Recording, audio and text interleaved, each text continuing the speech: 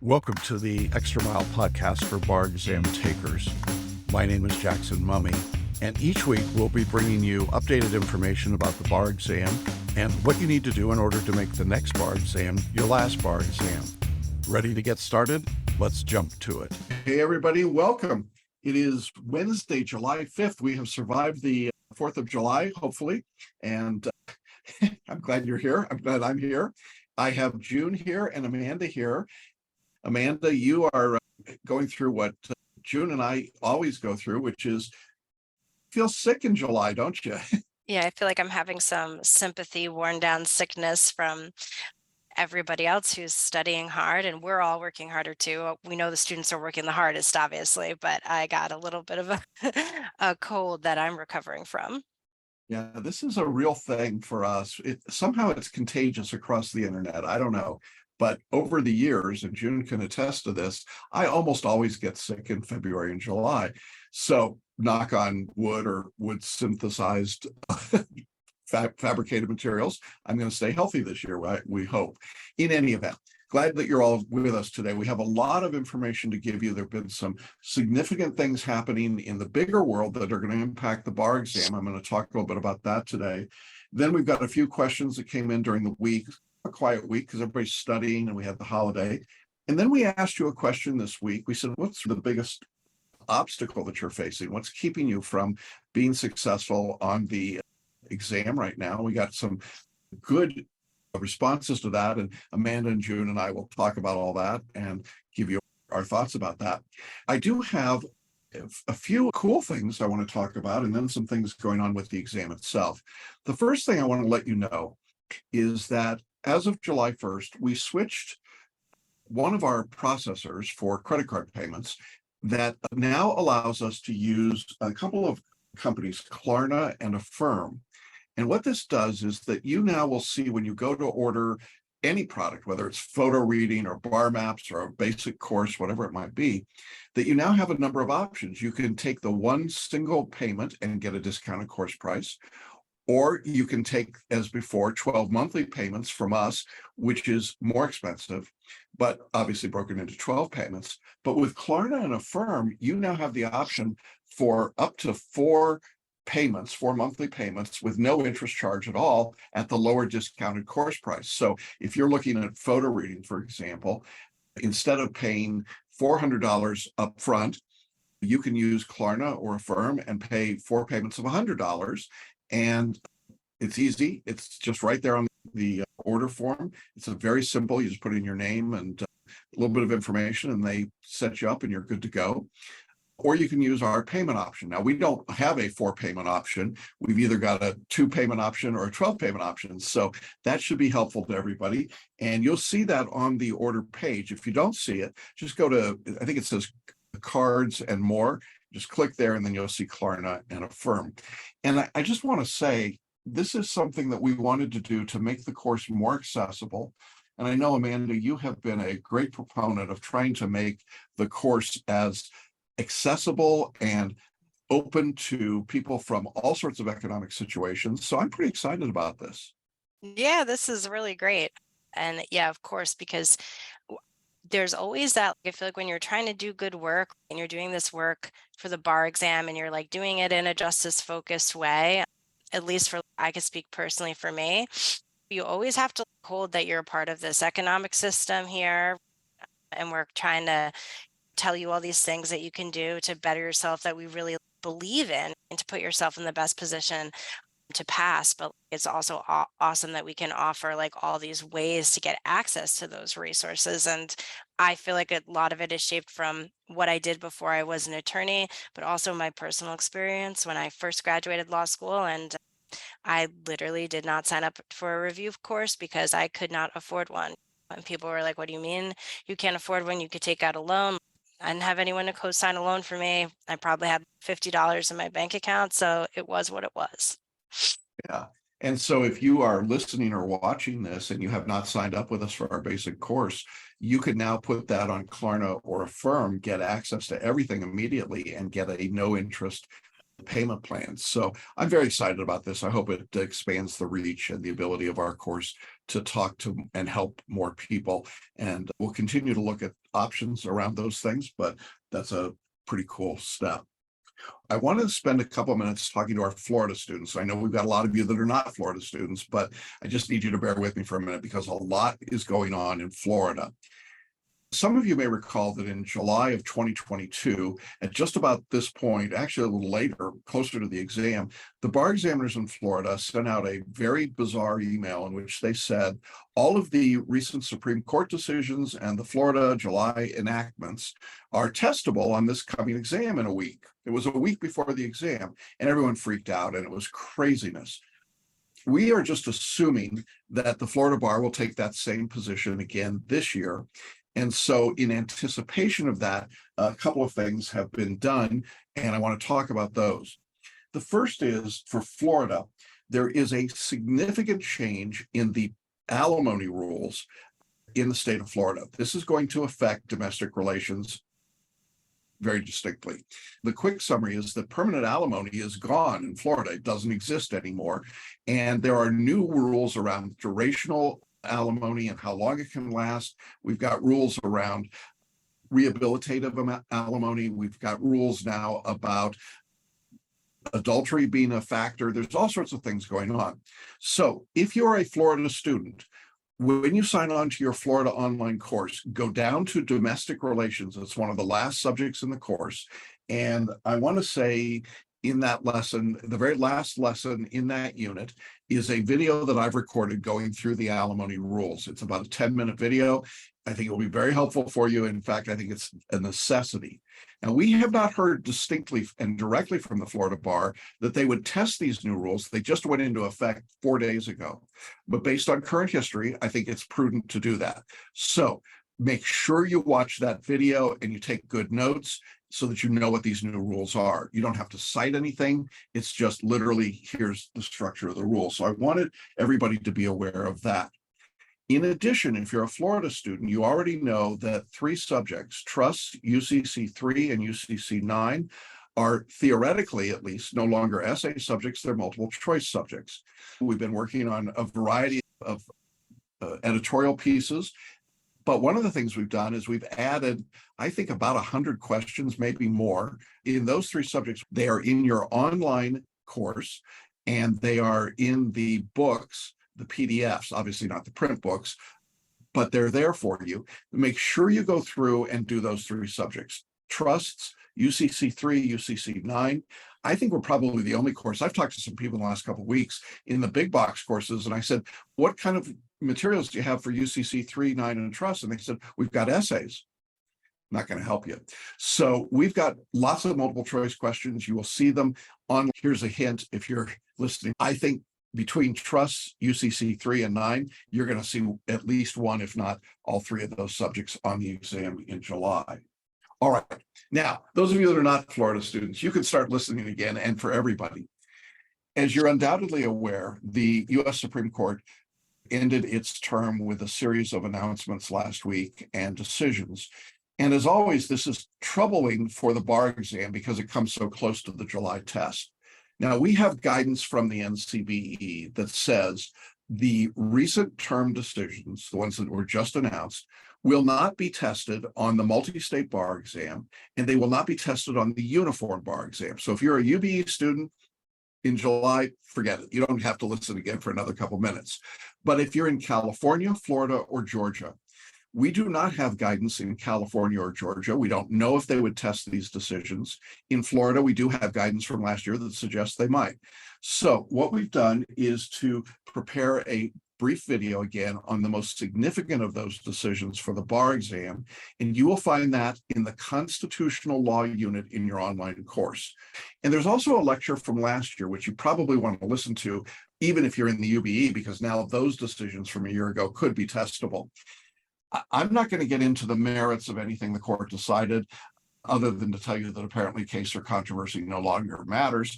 But having said that, there are some decisions that are significant. And in Florida, where we know that the examiners are hyper-politicized, I don't think it's impossible that you would see some decisions as There's some decisions around First Amendment and LGBTQ questions. There's a variety of things that went down. There's obviously affirmative action. That's a huge topic that's been tested on the bar exam for years and years. Those rules obviously have changed. So here's my guidance to you. If you're in Florida, you absolutely have to watch this lecture, and you should assume that's the law you're going to be tested on the Florida bar exam on the essays. It won't show up in your multi-state. If you're in California or Georgia, you should be aware of these things. It is possible, though not likely, that you'll see this year's decisions tested, but also very likely you might see last year's decisions tested. And if you're in the UBE, you will not see this year's decisions tested. You may see last year's decisions. So that's what's going on. And then one other piece about the Florida exam, because God, it's always Florida. Florida announced this last week that they will not be going to the next generation bar exam in 2026. None of you on this call need to worry about that. I'm just letting you know that we're watching it, and it looks like Florida is going to stay in the same format at least through 2026. We know California is probably going to do that as well. Haven't heard from Georgia yet. So there's a whole lot going on there, and we'll see what happens, but just something to keep in mind. Anyway, last announcement for you is that we are registering for our upcoming live boot camp November 3rd and 4th here in Denver. We are getting registrations in. We're limiting to 15 people, 15, and there is an application that you need to fill out. Just go to our website. You'll see the link for boot camp, and then you can fill out the application. We are excited about this. It's a great training opportunity, and we hope that if you're taking the exam in 2024, that you will join us. We do know that there are some people sitting for July 2023 who are saying, you know what, I may not be ready and I might have to take boot camp. You can certainly apply now, hold your seat, and not have to make any payments. For everyone that's enrolled in boot camp, you do have the option of 8 monthly payments. And I'm not sure, but Klarna or Affirm may even make that more affordable for you. So check that out as well. Babka and Amanda and I are going to take some questions that came in this week and see what we can do with them. So let's go ahead and we'll jump in. First question we've got today is, how long are video lectures in BarMaps? I don't know if I have enough time remaining to do full lectures in the subjects. I'm interested in hitting the subjects I'm most concerned about. That is exactly the point of BarMaps. BarMaps gives you the full lecture, but it breaks it into these small subsections so that when you go to watch the lecture, the first thing is a menu that has all the subtopics of the lecture and the time of it, which is really a wonderful tool, because you can say, I really want to read about whatever it might be, hearsay exceptions, or if you're in property, maybe I want to understand something about the rule of perpetuities. I don't know, whatever it might be. And it just tells you that. You click right to that and get right to that section of the lecture, watch it. If you want to keep going, you can keep going, but then you can stop. So it is a very, very efficient tool. BarMaps also includes mind maps. Some of you have asked about the mind maps. Are they fully completed for you? No, they are not. They are the framework mind maps in every subject. And the reason we do frameworks is because we know that the value of a mind map is actually doing the work yourself. Bob, did you do any mind mapping when you were studying? Yes, I did. And I would tell you it was very efficient, because rather than flip through the outlines, I would just look at my mind maps. All right, this word triggers this response, this word triggers this response. And for me, it was very efficient because, of course, who wants to go through 100 pages of stuff? But mind maps, 3-4 pages, straight to the point. Yeah. And Amanda, I know you were mind mapping a lot. Oh yeah, definitely. And I did I have BarMaps or Fast Finish? I don't know. They're both such good tools. They're both in Yeah. BarMaps. Yeah. Yeah. Okay. So they're both in BarMaps, and it was really good for, like you said, just refining. A lot of students are asking me, what do I do now with my multiple choice? How do I use my multiple choice now? It was like, you get a multiple choice question, you can go rule of perpetuities, even though I would probably just ignore that one. Whatever other subject you want to dive into, you go to that spot in the lecture in the bar map and you get a quick overview, and then you can add to your own mind maps really to solidify your understanding of it. So I think it's great. Yeah, and you can find BarMaps if you're in our course already. You can find the link to order it inside the online course. If you're not in our course, we'll link to it in the podcast, so you can check that out. It is a terrific tool. It covers all the subjects on your state and multi-state exam. Next question we got from a current student said, I'm thinking of adding photo reading to my account. Is it possible to pay monthly for that? Now it is. With Klarna and Affirm, you can actually get 4 monthly payments. So I'm pretty excited about that. And the student also said, how many videos are there? What's the structure of the course? Which is a great question. Initially, when photo reading was first created, Paul Sheely did audio lectures, 1-hour lectures, and there are 8 of them, I think, in the course. We make those available to you, and they're great to listen to. But over the years, and I've been teaching photo reading for about 15 years now, I developed a teaching program where I go through the entire photo reading system in a little under 3 hours. And that lecture is actually included in your online photo reading course. So you could actually just watch my lecture and skip the 8 hours from Paul and just do my lecture and learn how to photo read in a few hours. And so what we want you to do here is to learn the basics of photo reading. It takes just a couple of hours to do that. And then we're going to show you how to mind map, because we really think that photo reading and mind mapping are so integrally connected that it's really important to know how to do that. And then we get you into the actual study. Photo reading doesn't take long to learn. It doesn't take a lot to make it happen. You just jump in and go. And the course is structured to integrate with your study.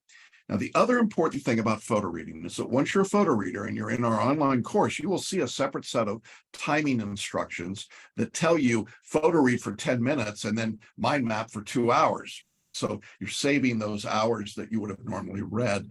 And that's pretty efficient. Amanda, I know you get a lot of students in your group calls that are talking about that process.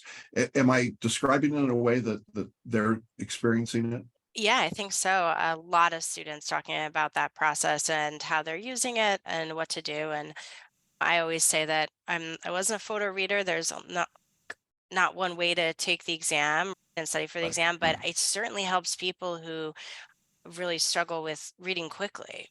So there's definitely a place for it. And I think students who have mastered it, right, and taken the time to do it, they've done really well and found success with it, not only in the bar, but like beyond the bar. Yeah, it's funny. It is strange. I talk to people who were in the course past and then say, oh, I'm still photo reading today, and it's helpful to me. So that's a nice piece. Bob, were you a photo reader? No, I don't think so. Yeah, so I've got 2 non-photo readers here who passed the bar. So you don't have to have it, but it's a great tool. And I would encourage anybody that's thinking about it, there's still time to learn how to use it. It would still be helpful even for the July exam. And if you're taking the exam in 2024, I would absolutely recommend it to you. All right, the next set of questions. Someone was asking about the MBE practice questions online, and they said, is there a way to see the difficulty level of questions that I've gotten correct or incorrect? The answer to that is no, and let me explain why, because this is one of those paradigm things. There are companies out there that claim to have algorithms and evaluations of questions. And I've been doing this longer than almost anybody that's still breathing. The problem is none of that is true. There aren't any algorithms, and there isn't a system by which the writers of the exam, the NCBE, have said this question is a 1 in difficulty or a 2 or a 3 or a 10 or whatever number you come up with. They have never done that. And because of that, it means that any decision about the difficulty of a question is ultimately highly subjective. And because it's highly subjective, it's not terribly useful. That is, I could go through and tell you, oh, I think that question is on a scale of 1 to 10, 1 being the hardest or the easiest and 10 being the hardest. That's an 8. So what? That's just my opinion. It doesn't actually mean anything. And for that reason, we've considered this from time to time. And it's my view, rightly or wrongly, that I'm not doing anybody any favors. It doesn't really help you to know if a question's hard or easy. The point is to get it right.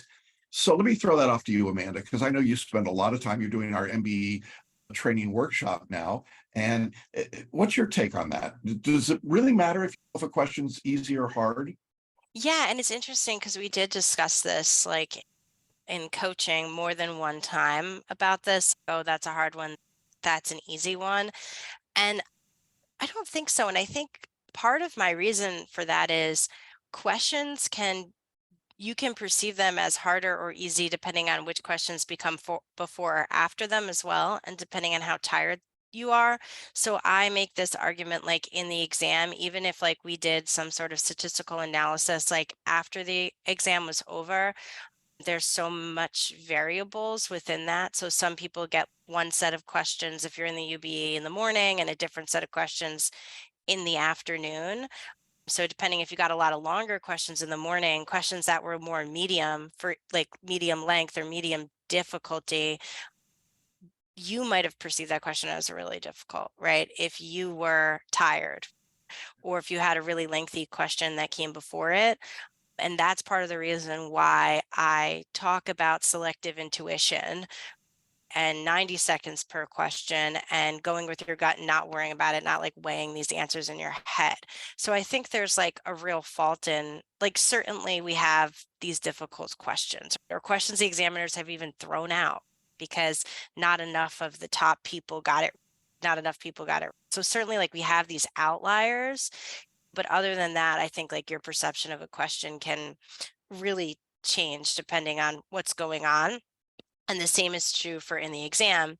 But like you said, it's also not the point of taking the questions is to figure out, am I getting the hard ones right or am I getting the easy ones? So it's Yeah. two problems here. Yeah, I think a certain amount of this comes from the marketing of some companies that do nothing but sell MBE questions. And they try to tell you, like, here's some easy ones and here's some hard ones, as though you could just progressively step your way up. It's actually not true. You really can't. And so we've designed the course in a way that if you're just following it, we're going to get you through all of those questions and you don't need to worry about whether they're easy or hard. That's really not the point. And this same student said, how do I match my scores up where I fall on the curve with respect to progress? And this takes us to another of the sort of philosophy of this course, which is, I don't care how many you get right in practice at all. It is not about how many you get. You're nodding in your head. You want to jump in there?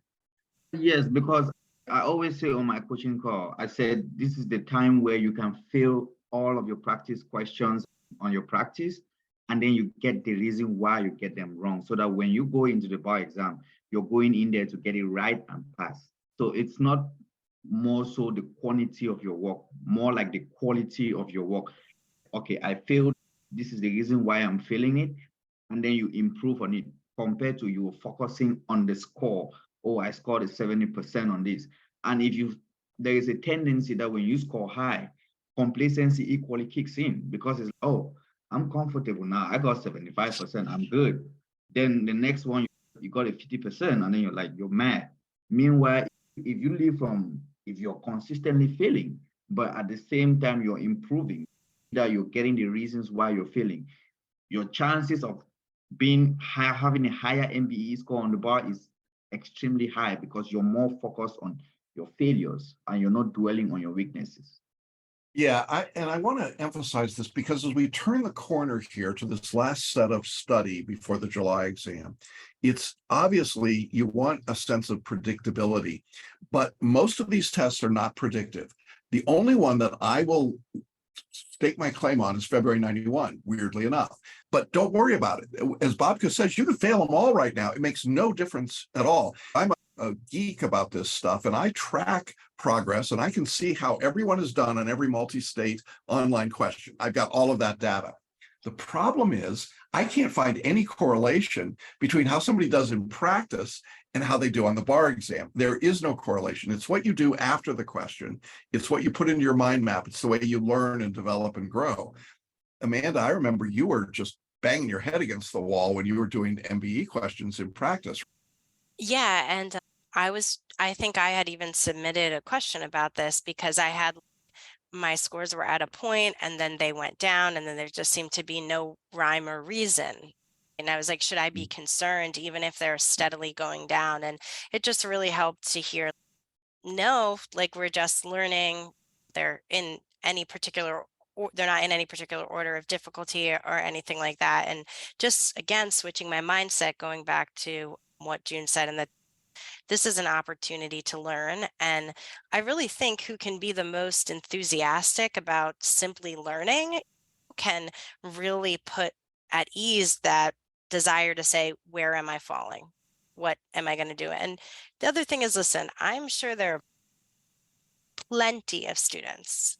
I don't advise this, but if you go on Reddit after the bar exam and look, there are plenty of students who said, I scored 80%, I scored 65%.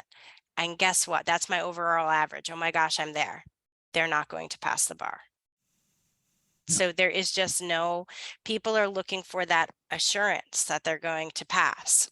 And it's just not there. It's not in the practice questions. And you'll see after people saying, I want to sue this company because I got this, I scored all 70% and I didn't pass. They didn't set me up for success. But it's because the numbers just aren't predictive like that. Yeah. So again, trust the process. We've done this for over 30 years. We know what works and doesn't work. Don't try to fit the square peg in the round hole. You're just going to frustrate yourself, and you don't need to do that. There are very few things that we do in this course randomly. It's almost always based on our experience about what is most helpful for you as a student. So when we're talking about multi-state questions, that's designed to help you. As we get closer to the exam, tensions rise, people get frustrated. There's the desire to pick a fight with people, and that's normal. We're used to it, but just take a breath. You're going to be okay. You're going to be just fine. And in that context, I send out these daily emails, and it's really funny in the sense that I write about certain things happening, and then somebody writes back and says, I can't believe that just happened to me today. I wrote an email a couple of days ago talking about not listening to people on the outside. And one of our students wrote and said, this morning I had an altercation with someone who told me that I'm doing it wrong because this person has taken 1 million of these BS tests. And she said, I just got your email saying ignore that when you get that kind of advice. And then said, I realized that protecting my peace was primary and I exited the scene. That's wisdom. I've done this series for years and years and years. It's a good series, and it really is timed out. And so the things I'm writing about may very well be the things that you're feeling. Babka and Amanda, you guys have been through that series. Am I speaking truth there? Oh, absolutely. For me, it was more of a daily routine. Like before I look at my affirmations, I'm like, all right, what does Jackson have for me today? And then I look at it, all right, this is what it does. Tune out the noise, don't listen, focus on what you need to do. That's it. And then it's like business as usual, and then you proceed. Yeah. I love that. Clean out the noise. That's good. Isn't that great? And I'm really proud of that student. I'm protecting my peace. All right. We asked students this week, what's the biggest challenge? What's holding you back as you get into this period of your study? And these are always great responses that we get from people. I appreciate the honesty that we have. I picked out a couple of them. We got a lot that came in, but I wanted to share a few of them with you and get feedback from our coaches. One of the comments we got, and these are representative of the things that I heard, was I have a fear of not being worthy of passing. There's a voice in my head, typically a family member or a professor or someone else, that's told me that I'm not smart enough, I'm not good enough to pass. I wish Sammy were with us today because she had a professor, maybe some of you have heard this story. She had a professor in law school, first semester, told her she should quit and go on and do something different. Well, she's a member of the bar now.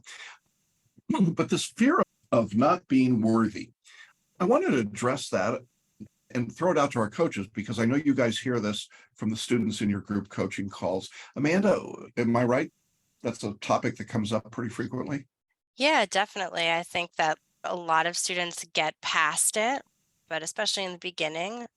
But even now, those, maybe you thought you were past it or you found some tools to work with it, but now, the bar exam is looking really real. So that fear continues to bubble up. And I think some people describe it as like imposter syndrome too. And I think some of it has to do with like how we prepare students, like in the world, to be professionals. So how we prepare them in law school. So you're carrying a lot of like baggage from this kind of way that we've done things, the way that we have chosen to prepare people for licensure. But I love, just jumping off of from before, don't let that disturb your peace, that you are worthy of being here. And not only are you worthy, I've said this before, our course that has so many students from diverse backgrounds, you're also badly needed. on the other side of the bar. So you're needed as a member of this profession. Your clients need you. The people who you're ultimately going to zealously advocate for, they need you. So you're more than worthy. You're also really, truly badly needed. We need attorneys like you. Yeah. Bobka, what's your response when you hear this fear of being worthy, not being worthy of passing? I tend to look at it like, what is your why? Why do you want to become an attorney?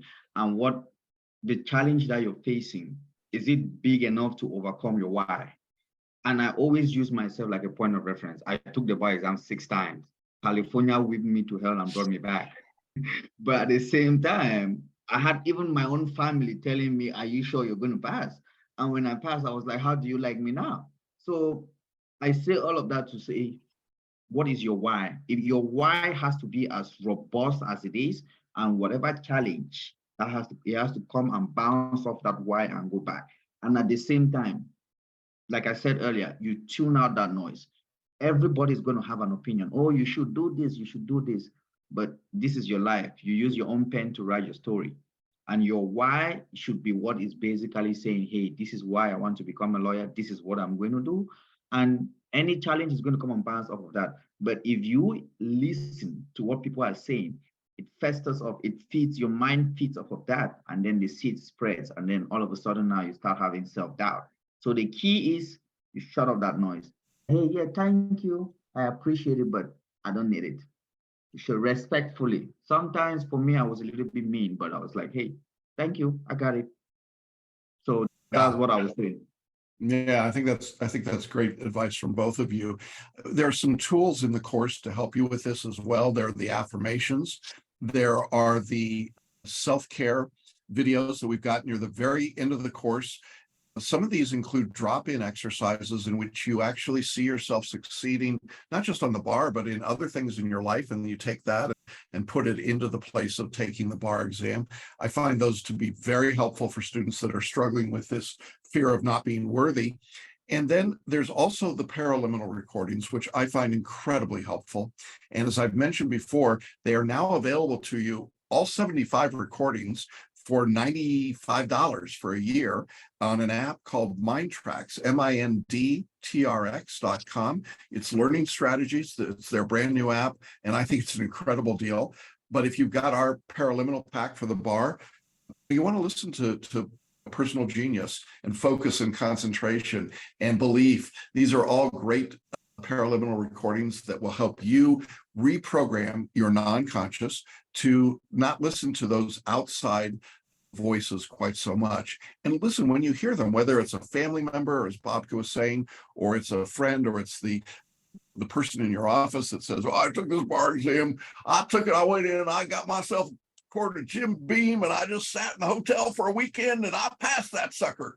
That's great. That was 40 years ago, and it's not the exam that's being taken today. So that's when you just go, yeah, no, thank you, and keep moving. So in any event, you are worthy of passing. If you're in this course, you're in a position where you are worthy of passing. I want you to hear that really clearly. All right. Fear was the overriding word that I heard across the board. I got to hop in on that one really quick. Okay. Like you said about everybody else, all the outside noise. Remember, no one ever tells you about their struggle, which is what I love about our course, because our coaches, everybody's really honest about their struggle to get there, right, Bobka? But everybody wants to boast about their success. So remember that outside noise, especially other attorneys are, oh, it was so easy. Remember that. No one tells you about their struggle, but they boast about their success. So keep going. Yeah, that's wisdom. All right. So the overriding sentiment that I got in all of the emails, I just encapsulated it. Somebody said, I have fear. I have a fear of failure. And I thought that was probably the best, most succinct way of saying the thing that really scares people. They get down to this last few weeks, and the challenge that's holding them back is this weird thing that goes on in our brain that says, if I go all out, if I put everything into this, if I completely make myself vulnerable and I don't pass the exam, then I am a failure. And therefore, our non-conscious steps in and says, you know what, it would be safer to not go all out. And that way, if I'm not successful, I've got an escape hatch. I can say, I was busy at work, or the family needed something, or I didn't have enough time to study, or I took the wrong course, or my mentor is a jerk, or whatever the reason is, or the bar exam is not fair, or there's 100 different things you could say. And so one of the big challenges right now is being honest with yourself and saying, okay, I've got that fear, but I'm going to overcome the fear. I'm going to put myself out there and be completely vulnerable, do everything that I can do, and then let the chips fall where they may. Maybe I pass, maybe I don't, but I'm going to do everything I can do. Don't hold back. And if you're in boot camp, that I end boot camp with a scene from Wonder Woman in which she runs across no man's land. And she does this in spite of incredible odds. And right before she does it, she's in the trenches. This is a World War I scene, and the Allies are in a trench. They've been in it for 2 years, and the Germans are in another trench 100 meters away, and they've been there for 2 years, and it's miserable, it's awful, but they're comfortable with their awfulness. And so they're not going to take any chances. They're not going to risk anything. And so it's called no man's land because nobody can advance. And Wonder Woman says, I have to. My why, to go back, my why is bigger. It's big enough that I've got to take the risk. I've got to go all out. And as she's starting to run through, and it's an incredible scene, you should watch it. And she's doing this, bing, the bolts are coming off. Everybody else gets excited and they jump up behind her and they start charging. The Allies start coming across with her. And of course, she's successful because she's Wonder Woman. But you are Wonder Woman and Wonder Man when we get to this time in the exam. And fear is real, but you don't have to give in to the fear. And that's the point that I want to make before I throw it off to our coaches.